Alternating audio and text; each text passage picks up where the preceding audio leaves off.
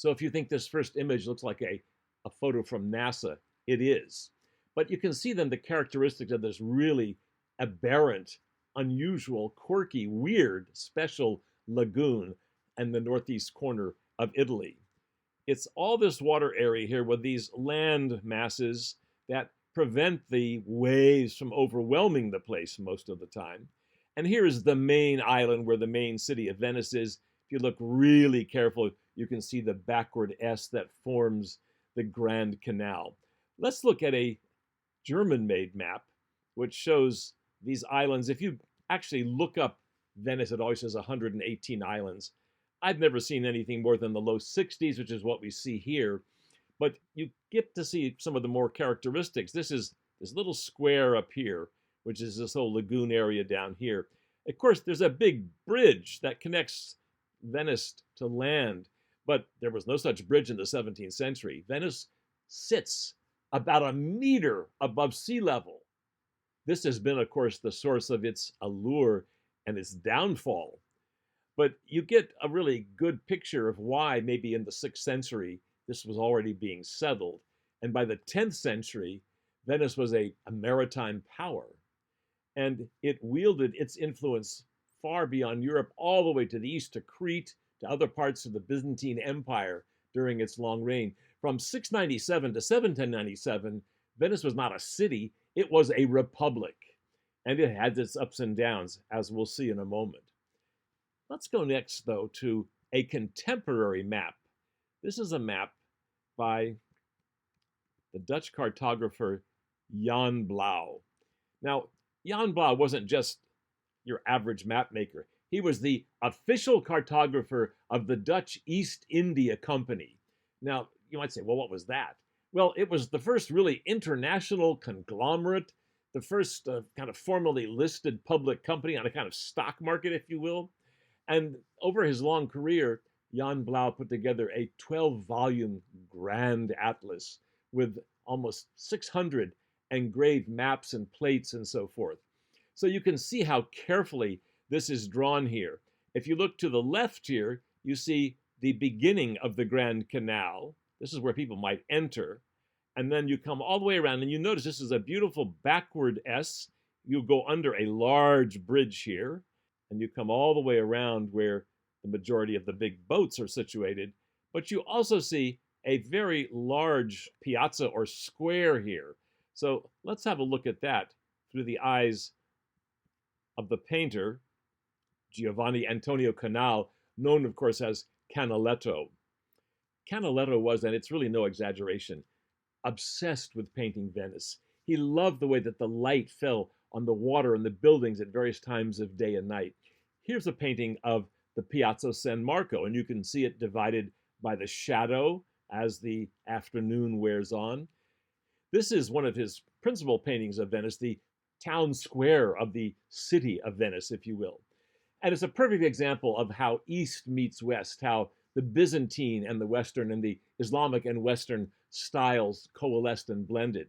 In the background, you see the Church of San Marco, which was where Claudio Monteverdi was the Kapellmeister, or the Maestro di Cappella, for many, many years. It's capped by these minaret tops that are very characteristic of Islamic architecture. But in the front here, we had this very tall, very Western bell tower, or campanile, as it would have been called. In the foreground, we have these facades with these windows that are very tall, very narrow, very closely spaced. Again, another characteristic of Byzantine architecture. So it's no surprise then that Venice was sometimes claimed by the East, sometimes claimed by the West, and it lived with both. Let's go next to a painting that shows a portion of the Grand Canal. The reason I wanted to show you this is one of the far S's of the backward S. You can see this is the far western extension. Is that this arrow, there's an arrow up here by this church of San Samuele, where a particular person was baptized about 100 years after the life of Barbara Strozzi. But he absolutely encapsulates everything that we associate with Venice: the dissolute but religious life, the freedom, the libertine philosophy, humility, and the extravagance, the egotism. And that figure, of course, is Casanova. who was baptized at this church in 1725 and goes on, through numerous escapades, of course, to spread the aesthetic of Venice all over Europe. And it wasn't so different in the 17th century when Barbara Strozzi was born. And finally, I want to show you one of my favorite paintings by a Venetian Italian painter named Leandro Bassano. It's a perfect kind of upstairs, downstairs painting, if you will. In the background, we see this procession of very solemn looking clerics, ecclesiastical folks in their red gowns. Could be a procession of cardinals, actually. And the barge, the boat that they are getting on, you can see all these oarsmen ready to take them speedily to their next destination. But in the foreground, we see how Venice actually works, right?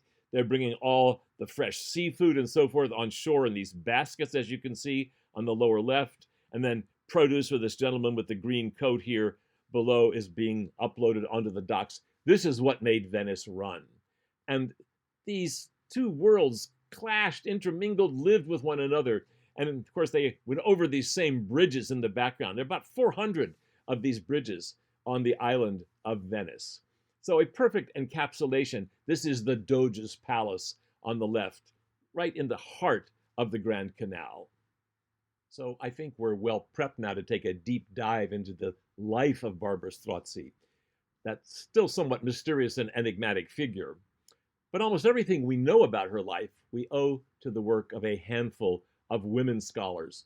First and foremost among them, the Yale scholar Ellen Rosand, whose book on opera in 17th century Venice is the touchstone of our knowledge about the rise of opera as a commercial entity in the 17th century. All these conventions, the love duet, the rage aria, the mistaken identity, all these things Ellen Rosand chronicles brilliantly in this book. But she's also written widely, at least 3 major pieces, about the life of Barbara Strozzi. The second scholar is from the University of Kentucky named Beth Glickson. She did something that was really original. She was puzzled by the life of Strozzi. How did Strozzi live and so forth? Were the things said about Strozzi actually true? And here's what she did. She did a deep dive into Venetian banking records. And she discovered a whole side of Barbara Strozzi that you would not have imagined otherwise.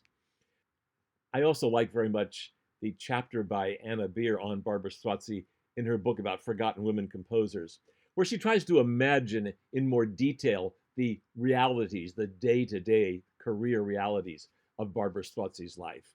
We know a few things for certain: that she was born in Venice in 1619. We know that her mother's name was Isabella Garzoni, also known, though, by another name from time to time, Isabella Griega, or with the nickname of La Grigetta. We also know that she was the longtime servant of a man named Giulio Strozzi. Of course, we have no picture of the mother, but we have 3 portraits of the father, at least the person that we believe to have been the father of Barbara Strozzi. Giulio Strozzi refers to her in a 1628 will that he compiles, and Barbara is 9 years old at the time, as his figliola elettiva, that is his elective or adopted daughter, which could be stretched to mean his actual daughter. She has the name at that time of Barbara Valle. And he's going to leave everything to Isabella Garzoni, the mother of this girl that he's raising. And if she were to die, then he was going to leave it all to her. So she figures pretty importantly in his life to be simply somebody that he picked out of a crowd and decided to adopt, probably his kid. Now, interestingly enough, Giulio Strozzi himself was illegitimate. That is, his parents were also not married. His father was a Venetian named Roberto Strozzi. Now, the Strozzi name actually comes originally from Florence. And in Florence, in the early Renaissance, the Strozzi family was second only to the Medici in terms of power and influence. But when Giulio reached early adulthood, his father then allowed him to use his name. Now, he has an incredibly interesting career. He's raised in Venice, but the first thing he does is he takes off and he goes down to Pisa, 200 miles to the southwest, to study law. And then he goes to Rome, 210 miles further south. And what is he doing? Well, he's becoming a poet in these various sojourns of his. Then he comes back up to Padua, 300 miles to the north, which was really an extension of the Venetian sort of empire there. And finally, he goes back down 150 miles to Urbino before, in sometime in the 1620s, he returns permanently to Venice. By now, he's not just a poet, but he's very much involved with this emerging Venetian opera that Ellen Rosan writes about. This portrait is by a painter within this circle of Giulio Strozzi's name, Tiberio Tinelli. Now, when Strozzi was born, the father was listed as incerto, or uncertain. But I think the circumstantial evidence points very, very strongly to Giulio as being the father. There's another portrait of Giulio Strozzi a little bit later in his life, in 1627. He looks a little bit more weather-beaten, shall we say. And he has a nice Latin inscription at the bottom about fate and the poet's mind and so forth. So it's an engraving. It might have been taken from a painting, but he looks a little bit more imposing, a little bit more important. But the third image of Strozzi is the most interesting one because it's by a painter whose name only accidentally happens to be Strozzi, whose name is Bernardo Strozzi. This is a portrait that he does of Giulio Strozzi in 1635, when Strozzi is about 52 years old, probably around the height of his major influence. Now, what's particularly interesting about Bernardo Strozzi is that he is also the painter of the best-known portrait of Claudio Monteverdi, who died in 1643, and he was replaced by another composer of opera in Venice named Francesco Cavalli, Italian, who began from very modest means like Monteverdi and eventually became not just the replacement as the Maestro di Cappella at San Marco in Venice, but the first really great commercial composer of opera in Venice named Francesco Cavalli. So we know that Bernardo Strozzi was somehow in this circle of artists and intellectuals and thinkers in Venice. Now, by this time, Giulio Strozzi had written poetry that was set by Monteverdi, his sonnets, for example. He was also the librettist with Francesco Cavalli of an opera called La Finta Pazza, or the feigned or the fake mad woman. This was international sensation. They exported it out of Venice all over Europe, and it's Strozzi's really major achievement as a librettist. He did 5 of these early librettos of Venetian opera. Giulio was even involved in an enterprise to build a new theater for opera in Venice. They found a ramshackle construction next to a large church. They rented the space, they created the theater, and they ran 4 seasons. That's where La Finta Pazza was premiered, the first sort of big send-off opera for commercial Venetian opera in the 17th century. So Strozzi was a player. He wasn't a wealthy man. He never was. It's important to know that. But he was a major figure in this circle. Now, how did the intellectual life of Venice behave in the mid-17th century? It was by institutions that seemed strange to us today. They were known as academia, or academies. And so they were essentially loose professional associations where people would come together and debate the burning issues of the day. One of the ones that Giulio Strozzi belonged to in Venice was one founded in 1630 by an aristocrat named Giovanni Francesco Loredano. It was called the Accademia degli Incogniti, that is, the Academy of the Unknowns. What does that mean? Well, these were libertine philosophers, by which I mean they were rebels. They were anti-authoritarian. They were out to flaunt their independence, their free ways of thinking. This academy at its height had 106 members, some of them from outside of Venice. It was very influential, not just in Venice, but across Europe for its new independent thinking ideas. And it's interesting that one thing they didn't apparently discuss was music. Now, Giulio Strozzi, who was so involved with opera, was probably frustrated that the incogniti didn't discuss music, although Claudio Monteverdi himself might have been peripherally involved with the Accademia sometime before his death in 1643. Nonetheless, around 1634 or so, Giulio himself began holding informal meetings in his own residence to talk about musical matters. So the members of this group then were the poets, the librettists, the musicians, the performers, people who were very much interested in this new kind of opera. In 1637, he formalized the name as a kind of subchapter of the Incogniti, if you will. He called it the Accademia degli Unisoni, the Academy of the Unisons, or the like-minded, those who think alike. They're interested in opera. It's also, of course, a pun on the musical term unison, which means playing the same note with two different instruments in unison. Now, what did they do? Well, what's interesting is that already in 1635, a minor composer named Niccolò Fonte had published a collection of poems set to music called Bizarri Poetici, and the poems turn out to have been by Giulio Strozzi. But he says about Barbara Strozzi, who is now 16 years old, she is the principalmente la gentilissima e virtuosissima doncella la signora Barbara, principally the most kind and virtuosic damsel, Signora Barbara. Virtuosic at what?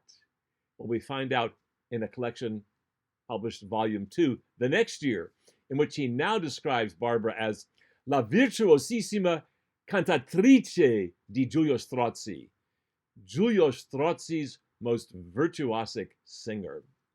And she is now called Barbara Strozzi, a name that she will carry then for the rest of her adult life. We know from the preface to the very first opus that Barbara Strozzi published that she studied with Francesco Cavalli, and this must have been arranged for by her father Giulio.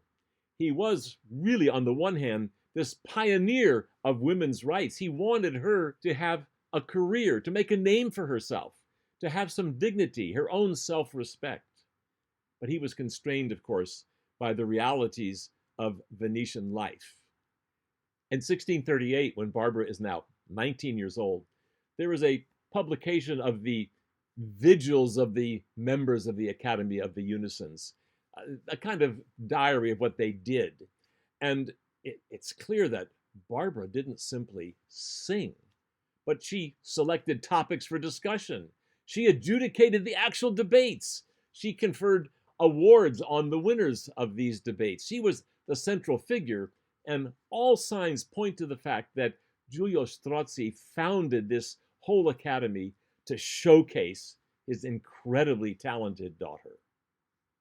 In one meeting in 1637, she was said to have distributed various kinds of flowers to members of the academy, and they each then had to give a discourse on the relationship of that flower to love. And she was, in fact, called sometimes La Flora, a nickname that she seems to have encouraged, which in one sense is a sign of spring, of good fortune, but it's also, in certain quarters, a symbol of the courtesan, which we'll talk more about in a moment. Now, of course, this is the city of Venice, a city filled with wagging tongues. So listen to what one critic had to say about Barbara Strozzi. It is a fine thing to distribute the flowers. He's referring to that particular session, I think. After having yielded the fruit presumably being her virginity, although there's no evidence for that at all. A slightly longer critique goes like this. To claim and to be chaste are two different things.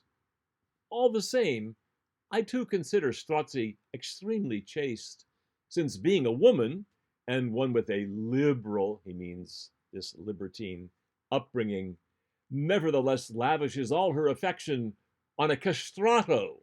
Now, why would they be saying that? Because with a castrato, she wouldn't get pregnant. Again, not a shred of evidence to support this discourse, but this is the way in which Venetian minds thought. much later in Strozzi's career when she's in her mid-30s. A gentleman named Antonio Bosso, who was kind of the man in Venice for the Duke of Mantua, who was some distance away, a very powerful figure for a time, wrote to the Duke. He said, I will tell your most serene highness some curiosities that are not too serious. Barbara Strozzi dedicated to the Archduchess of Innsbruck some of her music.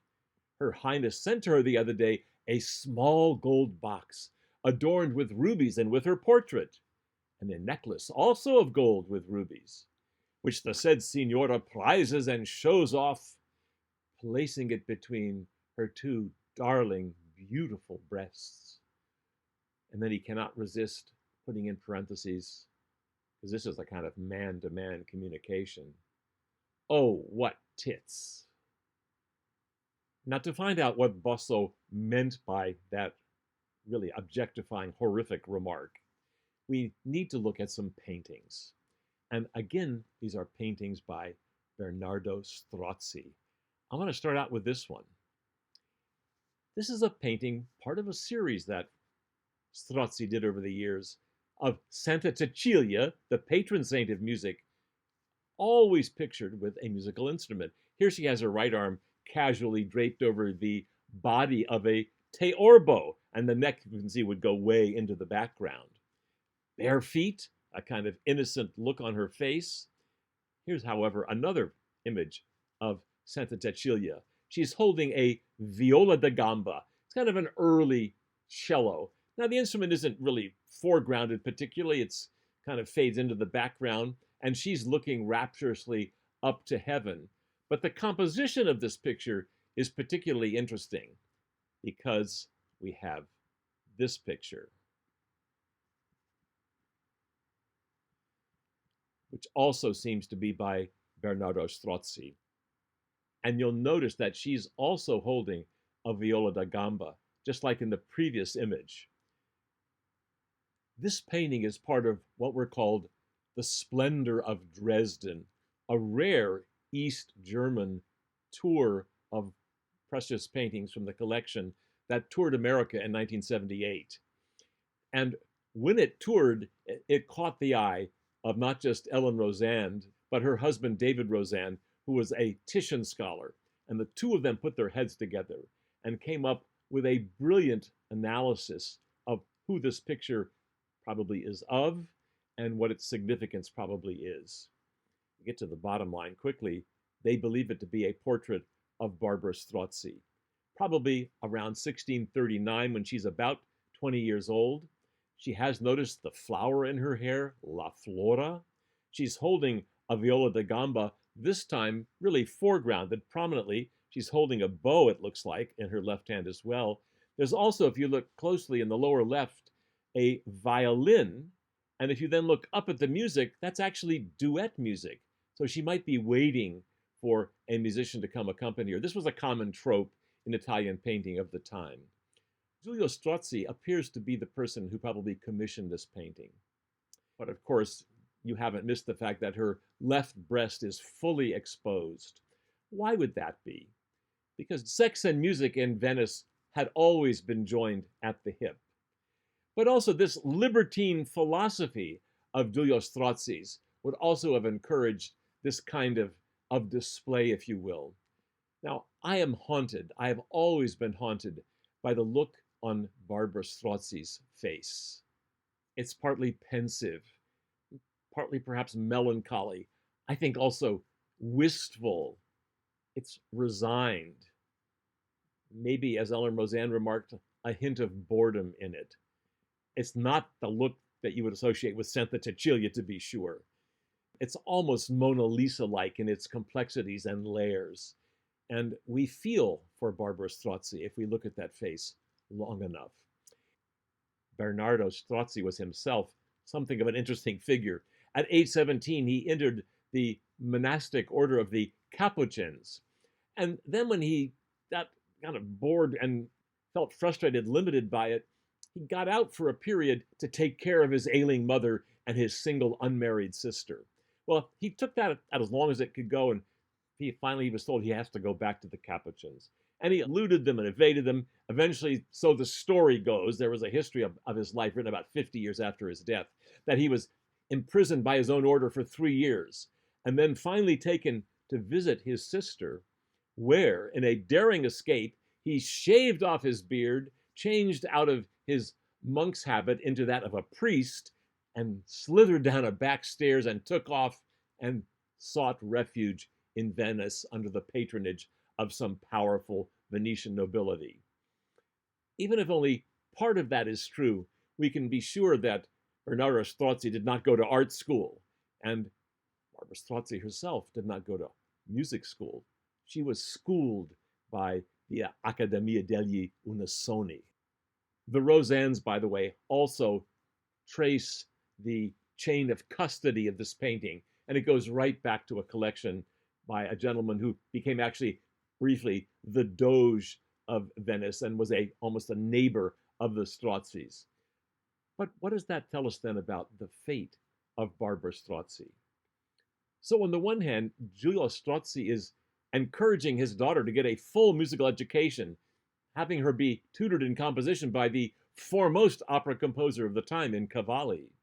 But on the other hand, commissioning a painting like this, what did he want to do with his daughter? What did he feel he could do, perhaps?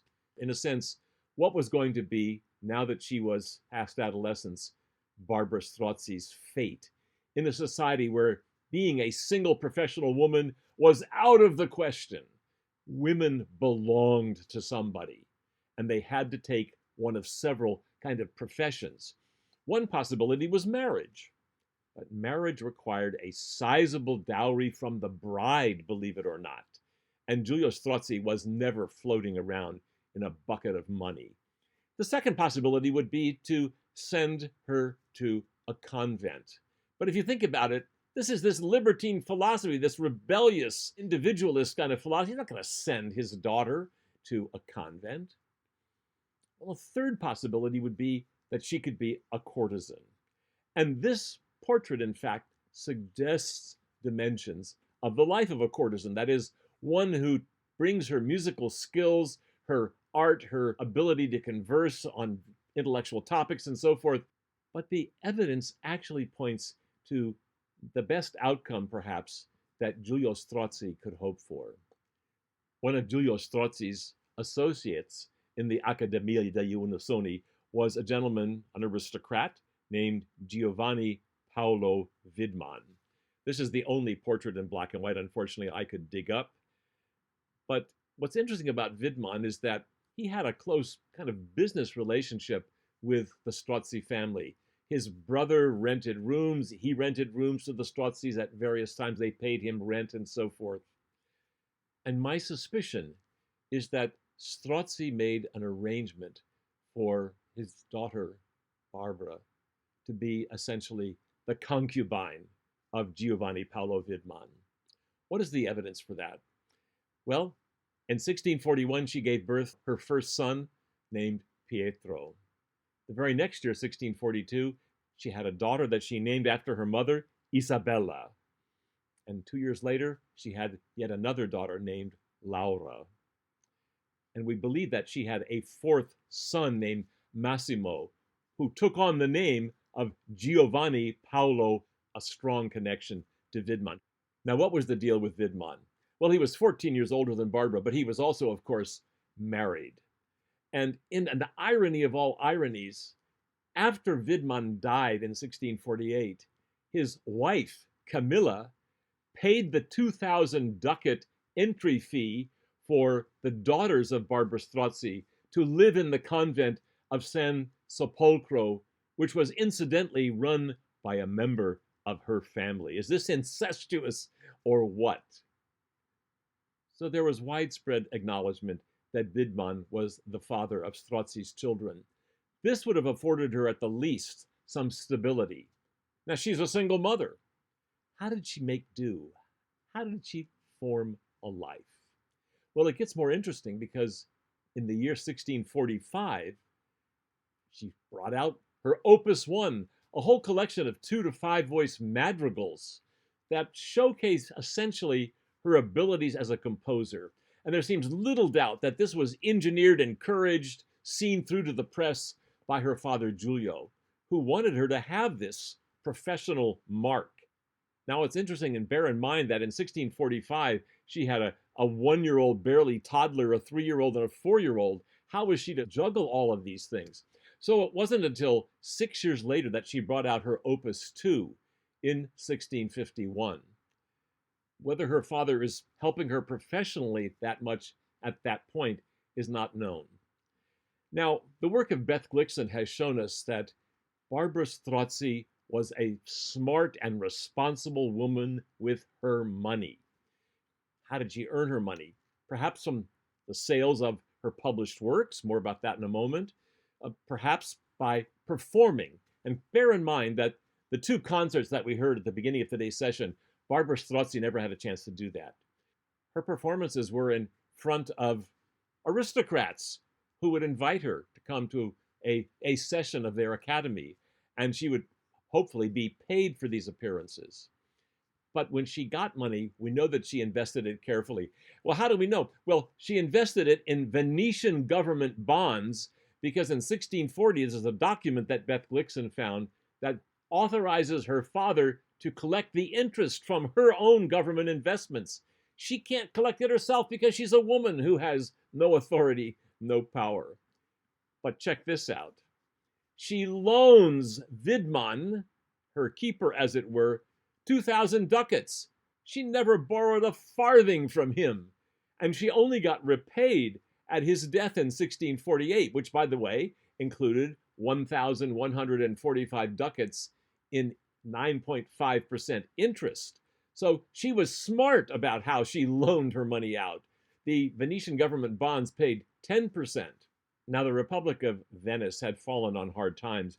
In 1630-31, they had a huge outbreak of the plague, wiped out thousands of people in the city. And then they got caught up in this protracted war with the Ottoman Turks over what? The perpetual island of Crete, which is still disputed even today.